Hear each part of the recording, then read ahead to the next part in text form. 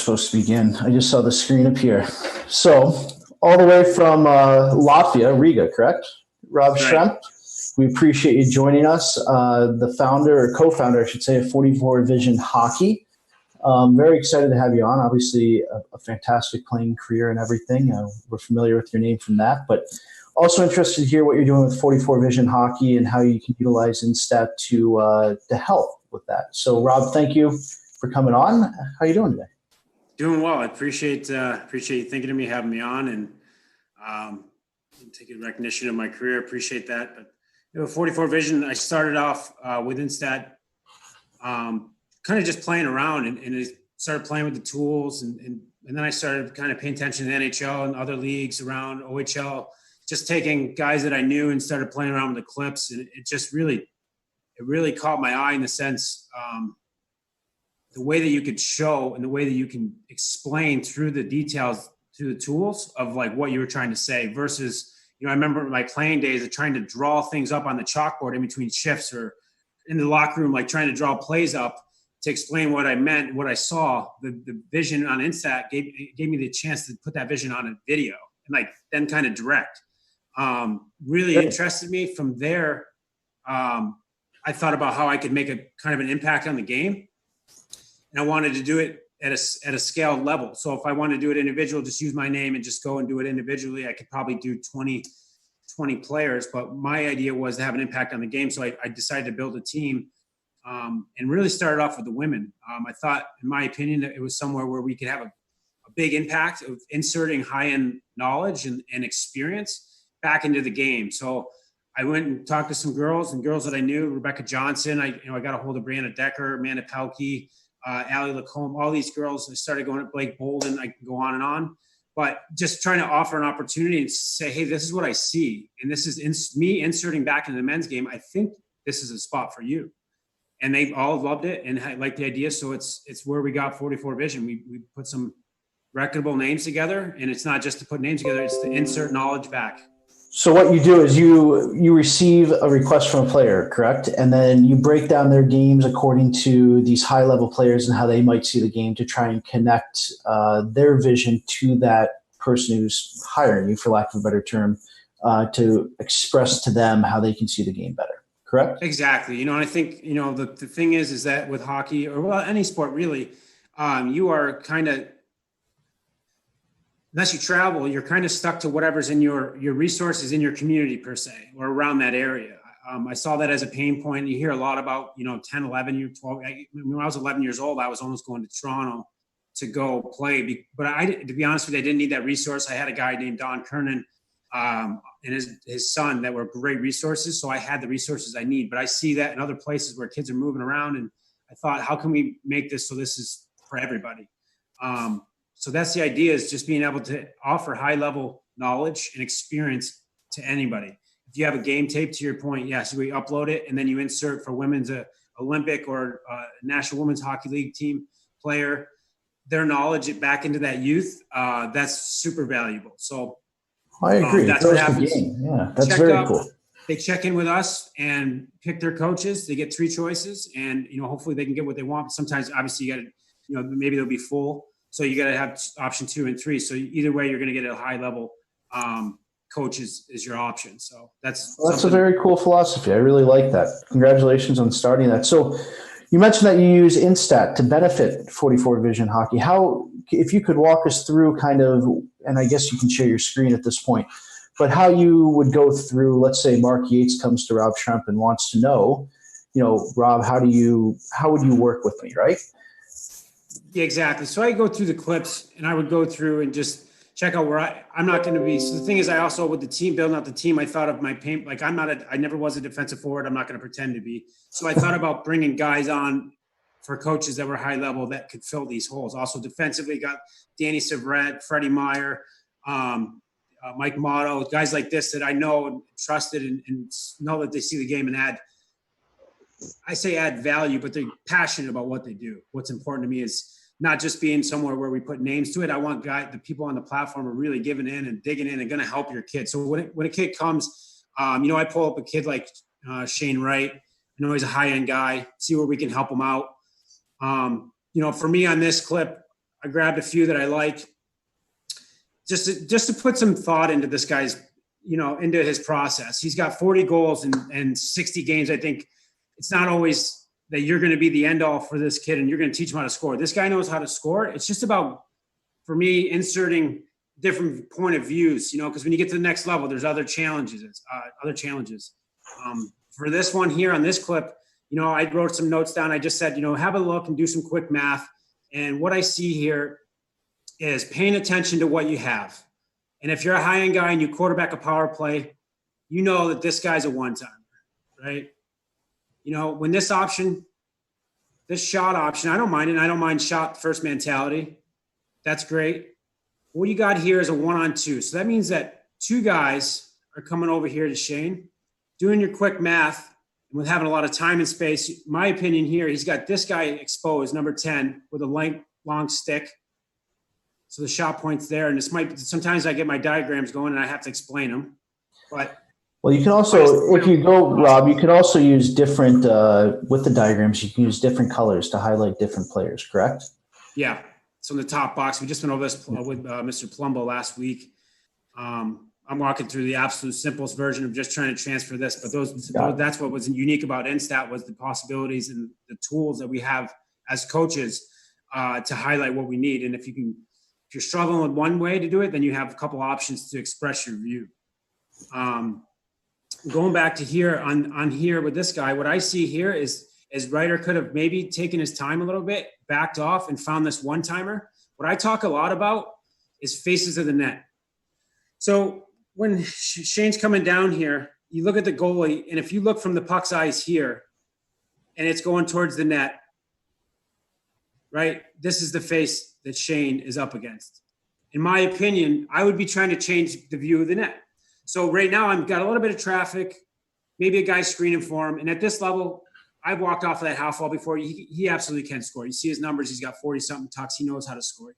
The next level, it gets a little bit tougher. The next, NHL you got to be creative. So what I say here is for Shane is to do some quick math and find the best way to change the face of the net. Now this is a one-timer. If we get this stick back here, which he's capable of, obviously he's a high-end player, and making this pass here. Now look at the face of the net from 22's view. And this is what he's looking at. And this is what this play offers 22 is a wide open net. And you can, sometimes it's a little bit like, oh, that's just a video. That's the fact. The thing that doesn't ever change is where they put the net and the boards. They're always there and the net's always in the middle. So certain angles change the face of the net. I would say if Shaner started getting in this position where he wasn't scoring much from here, I'd say, hey, once you get these two guys brought into you, start using your teammates. That's on this clip, and that's what I saw from here. I mean, he winds up getting a good shot on net and, creates havoc. So it's not something where it's a bad. It's something where it's something to think about for a guy that's pretty high. And that's what you're presenting to the kids, right? Is just, hey, think about it. There's multiple ways to skin a cat, right? So you're thinking about it this way. Why don't we look at it this way and see if this is more effective? And maybe even at a higher level, they can go back and say, this is what I was taught to look at it different ways. And therefore, they're more effective at the higher levels, correct? What's the thing? Because when I was there, so I understand, I had a year in the OHL, I had 57 goals in 57 games. And maybe you might think of my younger self a little bit more full of it and kind of like, oh, you're going to tell me how to score. I get it. You get confidence and you get on a level where it's kind of like you want to do your thing. This is just a way of not challenging the player. It's just offering the player some opinion. And sometimes from a third party, I think if you show these and then prove it out in some sense, it sticks a little better versus, continuous to the same person giving the message. That's where I think there's a little bit of value coming from our end being on the outside. So it's not so much us versus the coaching. It's us helping the coaching with their player. Yeah, I also think it's teaching a young man how to look at the video in constructive format, or a young woman, right? To look at the video and actually learn from it. It's big in football. Are you watching video or are you actually studying the video? And this approach, you're teaching them actually studying of the video so they can increase their aptitude for the game of hockey. Absolutely. It's all about growing. I mean, when you get the data, like call them data points, but when you get the data points and you start being able to process quickly, that's what, sorry guys. You're fine. So this is, a player. This is my old billet kid. I grew up living in their family, the Harrison family. this kid was 6 months old when I moved into his house, and he was a first round draft pick in the OHL last year. And just doing a little, just for me, watching him. See, right now, I think, in my opinion, for Brett, if he would have done a little shoulder check there and seen the time and space that he had in this area, this guy's bolting out. One little shoulder check would have had him popping out into an explosive and kind of a deadly area for him. He's a good goal scorer and he sees the net very well. So that's now what happens is he loses a quick second there. And now the D's in better, like the D has the upper hand here. He gave it to him almost. That's what I want to show him. Just quick shoulder check and you get the information like that. You can now process and assess and then make your move. Where now he kind of gets stuck where you grab the puck and try to assess. And like I said, when you go up in levels higher and higher, that guy would have been on there even faster. That defenseman would have been faster and you would have less time and the turnover would happen much quicker. A couple clips here. I'll go through one and do a breakdown. So even here, when I remember talking about changing the face of the net, this puck comes out. If you watch this where he gets the puck and where he shoots from, it's not much change of angle or change for the goalie. He comes out to his crease and it's right here. So what I would tell him is he's got a lot of time and space. I mean, you look at all the space that's in here. What I would tell him to, instead of releasing that puck from where he did it kind of on the same line, is if you want to kind of to show him the visual, it's if you move literally 3 feet this way and look at the view of the net from this point. This is what it looks like. Yes, the goalie can move, right? Yes, the goalie is probably going to move, but the point is to get the goalie moving, and that's when holes start opening up. When you start changing the face of the net, there's a unique stat. When a goalie's feet are set, and one of our goalies on the platform gave me this, Dan Stewart, when a goalie's feet are set, their percentage is around 93% save percentage. As soon as their feet start moving, which I use different terminology, I said change the face of the net, move laterally. As soon as they start shuffling, it drops down to a significant level of about 70%. So there's merit in the analytics to what I'm saying for the eye test. When you put two pucks on the ice, one from here and one from here, you stand back here and you stare at the net. And then you stand back here and stare at the net, keep the goalie in the same spot, obviously. You see a whole different face of the net. So the concept of changing the face of the net, it starts to put this idea in your head as a shooter, find ways to change the face of the net. When you start thinking about that, other variables start to become less of a problem. Where if you're constantly focused on the problem, like, oh, there's a stick there, oh, there's a guy there, that is your focus. Where if I heads up and I start looking at change the face of the net, it's like this stick becomes less relevant. That guy becomes less relevant because I'm trying to get to my goal. Well, we see this with, the Austin Matthews highlights, I believe. I'm not as much of a hockey aficionado as most visiting here, but where he changes that angle slightly, changes the face of the net just slightly before the release, which makes the goalie move last second, and it alters, if he scores a lot of goals as a result, right? He's always moving his hands like an accordion, like he moves them up and down. His hands are always sliding and moving. That's shooting. And sometimes you can do it with your body positioning, or sometimes you can do it with, if you have the ability with your hands. A guy I played with that was very tricky at it was Corey Perry. And his arms and length of his reach was so long. By the time he got from a toe drag to his release point, it was changing angles by 3 or 4 feet. And on the net, that's a massive amount. If you talk to goalies, that's so tricky because they have to shuffle to where the puck's going to be released. And that starts, hands drop, things go wrong for the goaltender as soon as they start having to moving. It's because then you start talking about the discipline of keeping your hands and keeping everything steady as you move as a goalie. It's not that easy. Where if you come out set, you can have your positioning and you're ready for the shot. You control rebounds, you deflect pucks where you want. But when you're scrambling, shuffling, a lot of stuff opens up. So this is the information. This is what you're able to share with these younger players that you experienced, that you saw from many players from your generation that have had tremendous success through InStat. And I think that's fabulous that you're trying to do this. So what's up with this clip? What are we doing with this clip? We're going on a power play clip. I think this is a regular 5-on-5. But what I want to teach them is time and space. And if you got the concept, like I said, you keep thinking about the net. Like the thing that matters in the O zone is the net. And so in the D zone as well. Keep it out and put it in. Thinking about getting the best angle on net, that would help you take your time here. because you know you're in a bad spot. You know you want to get a better shot off. So I tell Brett just to be patient here and pay attention. Check your surroundings. If you look at this, this is the space when he receives this puck that is wide open, right? Like this is free ice. This is not a sample of me asking a player, you know, can you toe drag and dangle those two guys and get that extra? This is free. So this whole ice surface right now, this space is all free for Brett. And I tell him to take your time and start working on changing that angle and changing the face of the net. Get moving in. It kind of takes his, he wants to get a shot on net quick. I think that's kind of the verbiage that is used when you start speaking to your players. Get it on net quick. Just cause trouble.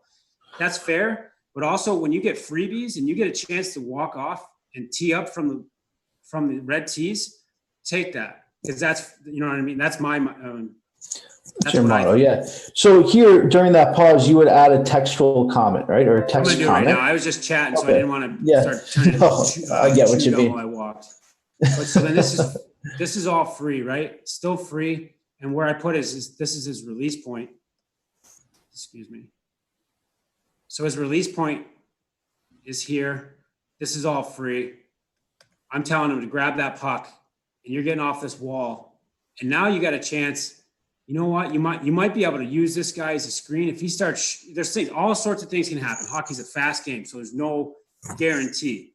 The only thing I can say is a guarantee, not a guarantee, but a lower percentage is if you shoot this puck from here versus taking that free time and free space, the more he moves in, the more he gets that dot, the bigger the face of the net gets.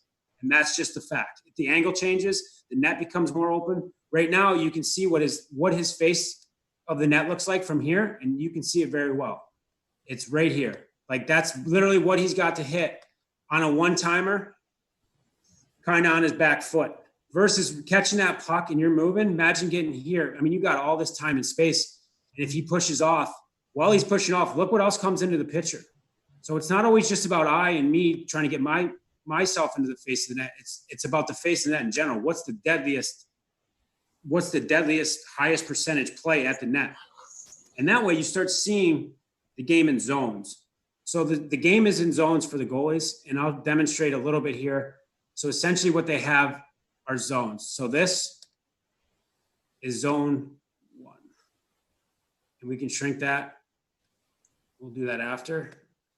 This from here, and my good friend, Mr. Robinson, taught me this. This area is zone 2.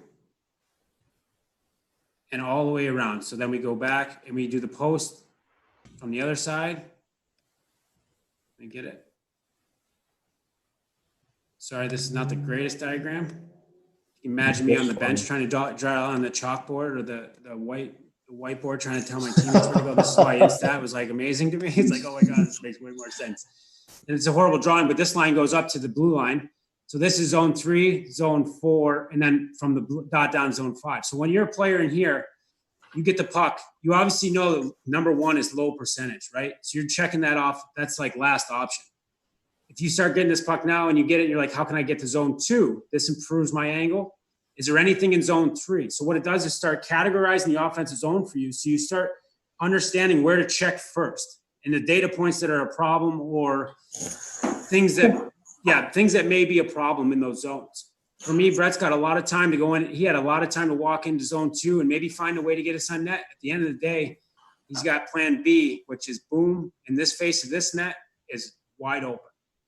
Even more so here, what you can do with InStat is while the game isn't being played right now, right? Nobody can go to the rink, nobody can watch. It's a great time for people to learn. So you can go through and you can do exactly what you're doing on this webinar with each of the players. You can sit there and say, hey, let's share a screen, and I can walk you through exactly clip by clip what I'm seeing and explain to you why this is a good situation, why this might not be a good situation, what the next level might present, etc. Correct? That's right. And my mindset was I was going to get this fired up going anyways, but this is the only way from now. At the time being, it was the only way to kind of, with no ice being available, it's somewhere to study your game and it's to reflect. So if you're a 7-goal scorer and you want to see why, or you want to get to 10 to 15, you can't just let that season pass. There's plenty of data in last year's season. and you can mine that and you can use that. So now when you go back on the ice, you get going on the ice, you're practicing things that you're like, I didn't even realize I was doing that, or I could do this much better. Or if I present something to you here off of these clips, I then would take it a step further and help you with practice with a purpose plan. So it's like, let's run these routes that are specific to you, not we all get together, 10 minutes of drills, and then we're going to scrimmage for 50 minutes. Like, not everybody shows up to training camp the same way, right? If you got something you need to work on, I think this kind of detail is really, it's my opinion. Obviously, I'm biased. I have a platform, but it's so helpful to dial yourself in if you want to advance or if you want to add to something. If you had a slump year, whatever it may be, a power play is the thing that I go over a lot and work with. See the angles from kind of all the angles as far as half wall. I've been the back end guy walking the blue line, been the goal line, never been the net front, but I played with some really good ones that were smart. Watch Ryan Smith, getting a chance to watch him, how he worked in front of the net was a lot of great detail and absorbing that and being able to, that's when I played. It was kind of like, Schremp, you never were in net front. Don't tell me how to be net front. And I was just like, I got some data, like you can have it. Like I'm telling you, Ryan Smith used to, Charlie Huddy used to take 40 pucks, 50 pucks across the blue line every single day after practice, and he would shoot them for a Smitty to tip. And it was unbelievable what that guy could do with net front tipping. And also when it came to a game, how he screened, and he'd always get out of the way at the right time. Very interesting. Very interesting. So you brought up the power play. Do you have any power play clips that you've done in a folder or something that you might have? Yes, I got a few. Want to go over?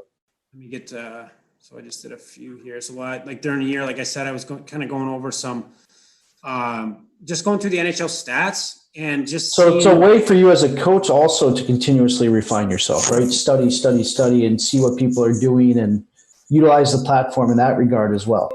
Absolutely. There's plenty of, you can even see this was very beginning. I didn't know how to use the fonts. Just everything's massive, covered with big font and almost all over the screen. But to your point, it's a way to see, there's a lot of trends in hockey. So with that being happening, there's going to be certain, like I said, the nets never move and the boards don't, the size of the rink doesn't change. So there's only certain things that are going to be threatening, and trends can tell you where the data points are to attack. So the analytics really kind of line me up. And when the analytics get put together, for me personally, that's when I go in and show the guy the now what. Like, here's how to be deadly from this spot. Here's how to take advantage of that spot. Here's where the holes are. Here's where all the threats are coming from. Here's to get shots here. Here's how you manipulate. And that's kind of with the diagramming, not being, if you're there on ice, that's one thing, but that's the pain point, right? You can't be everywhere in the world at once. Where you have InStat, you can now be everywhere in the world. Right. It shows them. Watch this. You can see Sweden versus Finland versus Russia versus Swiss versus North America versus, wherever you want to go pretty much. Exactly. And it's somewhere where you get it. And I know it's somewhere where if the player's like, kind of like, what are you talking about? It's also somewhere where now when I go on the ice, it's specific. I go on with a GoPro and I show them the route that I'm talking about, recreate the vision that I'm trying to show them. So now you're getting the visual. A lot of stuff is visualization. And I found that that's how I got better and better at hockey. I visualize something and then I try to duplicate it and then I try to perfect it. So I was like constantly imagining and having an imagination, seeing the picture. And then when it came game time, I'd already saw it. And it was like, boom. So there's no process of data. It's already like, I've seen this picture 1,000 times. I know exactly what to do. So it didn't make me panic or have any fear of the motion or of the moment. It made me feel prepared. So I think with this tool, with InStat, it gives you a chance to keep, I think not to say like, I'm only 33, but the kids now, it's a lot of video game stuff. And they'll do stuff in the sense of like, go and study how to kill, make a kill on Fortnite, and then come to Fortnite and do it. It's the same translation with hockey. You watch it. Right. It's monkey see, monkey do. So you can see what you're doing. You can see the actual space in review. And then you also can have somebody telling you, hey, these are 4 different perspectives on this one moment in the game for you to review and for you to potentially act upon in the future. It's a spot that I've been in. Like, honestly, that's the fact of the matter. And putting the team together was like, hey, we need experience too. It's not just, you got to know what that moment feels like. You got to know what that D stick and the power play, when guys got the windshield wipers going as PKers, how to manipulate that. There's value in that, and just understanding how to do that and giving that to the player and having them gain that confidence in that moment is really what the value of our team is they've all been, most of them have all been there. If they haven't been there, they've developed some pretty high-end players and understand it very well. So, right.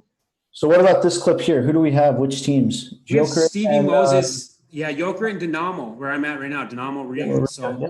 Stevie's a good buddy of mine. UNH, right? UNH boy, yeah.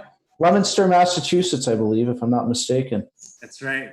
Stevie is a good friend. We live together, next door neighbors, pretty much down in Naples. So I just whipped up a clip for him and just kind of said, hey, Stevie, I just want to send you this way. I was doing this stuff, kind of doing that, launching it, and just seeing how people felt about it, how it related to them. And, afterwards, Stevie was like, that was really good. Like, wow, that it helped me see it differently, or helped me see it in general. Just what else could have been there, and sometimes when you get going a certain way, sometimes you're not scoring as much as you used to. A different perspective kind of comes into play. And I think that's what Stevie saw. It was kind of trying to help him, for him personally, just help him get to spots and score goals. So my notes, again, are massive.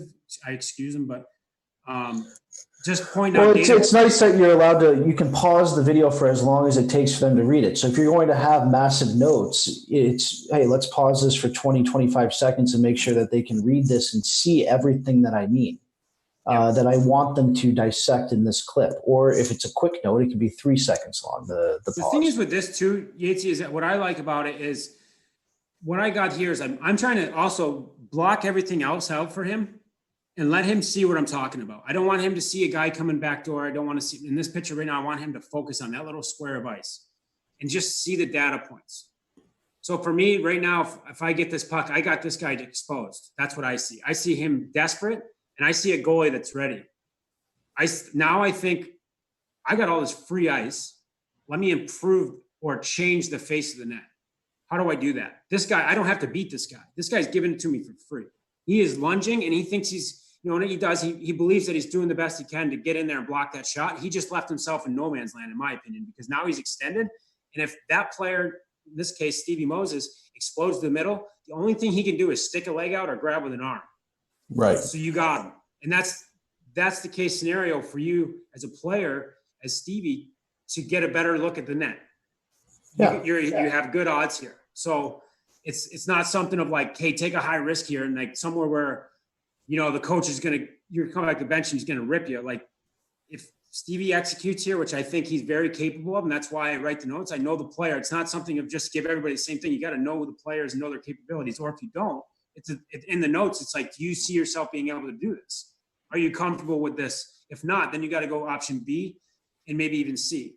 So here, right. Then I would say on this one, I want him to go the middle. My B for Stevie, but like I said, I know Stevie, so I know he can make this play. I would have him backing up and going. I would have him coming backing up here and changing the face this way. So we get this goalie's feet shuffling. This guy's still desperate, and Stevie's now changing the face of the net. So that would be option B for that player. But like I said, I know Stevie's caliber and I know what he's capable of. So I want to help him see that. And then just the different options. Yeah. And I'm echoing, so my apologies. The time frame pauses a little bit, but that's okay. We get what we want out of this. So you're just trying to walk him through, and I'm trying to build a picture for him. Imagine instead of the release right now, you fake shot and push, and you push towards the center of the ice, and look what comes back that way. Now look where the release point is. He's got to go through a stick, a body, and a set goalie. Now, when you're getting in times when you're not scoring a lot of goals, do you think, did you think you had a great chance of scoring here? When actuality, when I pause this for him, it's like you really didn't have that high of a chance percentage-wise of scoring here with all the variables. So if you were upset with yourself after not bearing this, you shouldn't be kicking yourself down, because it's easy in this game to get down on yourself. Why is it not going in? What's going on here? You can lose track, right? And you can sink down in a slump, and that sucks. So helping the players sometimes realize, there's another scenario in here I have for Stevie, actually, if I can find it. Same kind of thing where he just put himself, he decreased his angle. I'm going to try to find it. Sorry. Give me 1 second. No, you're fine. Go down the list. I might not have saved it, and that's my bad. But anyways, the net seemed wide open. Stevie received the puck on the dot, dragged himself all the way down to the bottom of the circle, and he wound up missing the net or the goalie made a decent save on it. But when he had the puck here, his odds, if we're better, of just attacking and making this net big as possible, he brings it down here. If you look at the face of the net from there, if you look at on the ice or even on the video, if you look at the face of the net from here, it's very small compared to here. Here you got corners. That's what I just always try to explain is the face of the net. You got corner, this goalie were to slide over. You got, you got a high glove, where here you have one face of the net. Do you see what I'm saying by that? Yeah. So now your percentages are down and you're coming back to the bench like, I can't score, I suck. And, you can really beat yourself up in this game. But in actuality, your percentages was pretty small. So it's also a place to help keep players' confidence. And when you got these tips, they're not tips of kicking them in the ass, so to speak. It's kind of like just helping them advance. It's not my job to coach. They all have coaches. I'm just trying to make each individual player a little better in these scenarios, in these sections of the game, to be better in the coach's system. So when they get these game scenarios and they get these opportunities, as I see them, they're well-versed and they have the data. No, that's very smart. There's never – a coach has to deal with, 20-some players. So if they can get individualized attention to benefit the coach's system, I think that's always a benefit. Now, obviously, I'm not a coach, so you have to go coach by coach there. But, that would be my take on it personally. Yeah, it's all, some feedback would be what, it's my team sort of thing. I hope I don't step on any toes in that way, but it's literally, for me with power play stuff, I think, especially helping teams out with power plays, it's somewhere where I've been on a bad power play. I've been on it. It gets you down. The players, how it feels, the feeling of you're never going to score. When you get a power play, you're almost like, oh, send the second unit. Helping alleviate that. And also, it's power plays and special teams. Whenever you can help a team out, that's, in my opinion, they get the accolades and they get the acknowledgement or whatever, how it is, and the news write-ups or whatever praise, they can have it all. Like, I just really want to help the players advance, players feel good and see the game in a different way. And that can be, there's some teams you would load up their power plays. It's like, I got nothing I can even say to these guys. They're good. They're very good. They see that they attack the net. They know, they use each other. And then you see other ones and it's very miscombobulated and it's all over the map. There's no strategy. They're taking shots from the furthest place away from the net. Those people, they could use a little bit of help. And the nice thing about video is it states a fact. It's not, there's very few different interpretations that can be taken from a still frame of a video, right? It's good to review via video because you get to see exactly what occurs. Now, Rob, I'm just going to stop here real quick and encourage anybody that's watching. We are willing to take questions here. If you have any, please feel free to write them in the YouTube chat, and I will put those questions towards Rob. But Rob, I'll let you continue here. Do you have any other clips that you want to go through or anything? I'm going to show this one. I'm going to show you how a unit works really well together. This is my note. Watch how these three power play players all team up to attack this one defender. And also it's like a sliver of cheese, right? That angle, remember we talked about zone 1, zone 2. So look how they're kind of set up in the zones, down on the goal line, but they're on a sliver on that zone 2. They're really overloading it. And this is definitely a set play because watch the net front guy, and I make a note on it, but watch what he already knows. This is the thing on power plays, getting together, knowing each other. And you pay attention to this guy, he's already in motion. You can see his skate kicking out.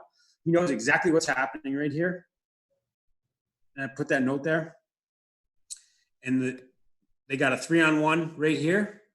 And once this guy gets beat, now they got a 2-on-1. Bam, bam. And there's nothing that front guy can do about it. So then I give notes for, like I said, kind of understanding all the positions. I played with some good, some really good hockey players. Dylan Hunter in London was a goal line guy that was unbelievably smart at this. He made the right decision almost every single time. And it's just about showing them what their options are and showing them data points. So right now, as soon as I get this puck, so I know what to do before it even comes, it's like check off where the stick is. That stick is not taking this one-timer. There's nothing to protect that one-timer. Because if there's something to protect that one-timer, then there's a back door wide open. Does that make sense?